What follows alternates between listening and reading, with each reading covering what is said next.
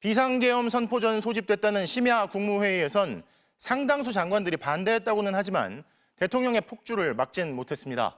그런데 오늘 국회에 출석한 장관들의 얘기를 종합해보면 당시 심야 회의는 도저히 국무회의라고 부르기도 어려울 정도입니다. 밤 9시가 넘어 갑자기 용산으로 오라는 호출이 떨어져 길어야 6분 정도 회의에 참석한 장관도 있었습니다. 심지어 의도적으로 기록을 남기지 않으려 했던 건지 회의록을 작성하는 의정관조차 현장에 없었던 것으로 확인됐습니다. 조재영 기자의 보도입니다. 비상계엄이 선포된 지난 3일, 이상민 행정안전부 장관은 점심 무렵 갑작스럽게 연락을 받았다고 밝혔습니다.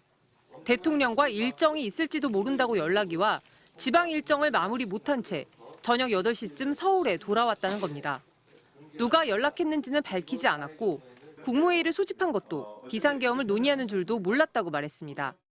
제가 가니까 장관님들하고 몇 분이 와 계시더라고요. 그래서 가서 대통령을 뵀더니 이제 계엄을 선포한다 말씀을 하시더라고요.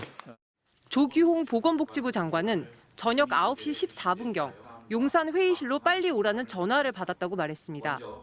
이 장관은 저녁 8시에 서울에 도착했는데 조 장관은 1시간이 훌쩍 지나 그제야 오라는 연락을 받았다는 겁니다. 조 장관은 10시 17분 도착했고 윤석열 대통령은 10시 23분 비상계엄을 선포했습니다. 직전까지 회의를 했다 해도 조 장관은 불과 6분 회의에 참석한 겁니다. 그러니까 제가 시간이 여유가 없었지 않습니까? 자, 열 장관들 중에서 몸을 던져 막은 사람이 있어요? 지금 말씀을 드리지 않습니까? 보는데 저도 너무나 놀랐고 경황이 없었습니다.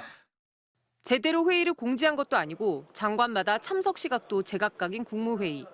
두 장관은 모두 계엄령 얘기는 처음 들었고 여러 국무위원들이 부정적이었다고 말했습니다. 국무회의 진행상 자체가 미스테리합니다. 다수가 반대했습니까? 거기 참석. 이상민 장관은 정확히 반대라는 표현을 쓴 건 두 사람으로 기억한다면서 다들 우려를 표명했지만 찬성 반대를 정하는 자리가 아니었다고 주장했습니다.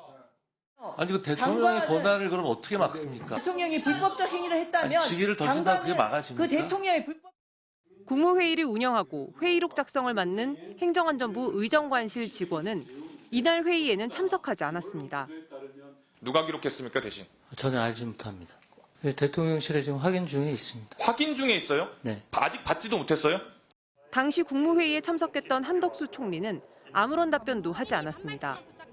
사전 국무회의에서 계엄령 반대하셨는지, 혹시 이 자리에서 어떤 의견 내보내셨는지. 국무회의 정족수 11명은 과연 채웠는지, 누가 어떤 발언을 했는지 제대로 된 회의록의 존재조차 불투명한 상황. 윤 대통령은 이런 국무회의를 거쳐 심야 담화를 통해 비상계엄을 선포했습니다. MBC 뉴스 조재영입니다.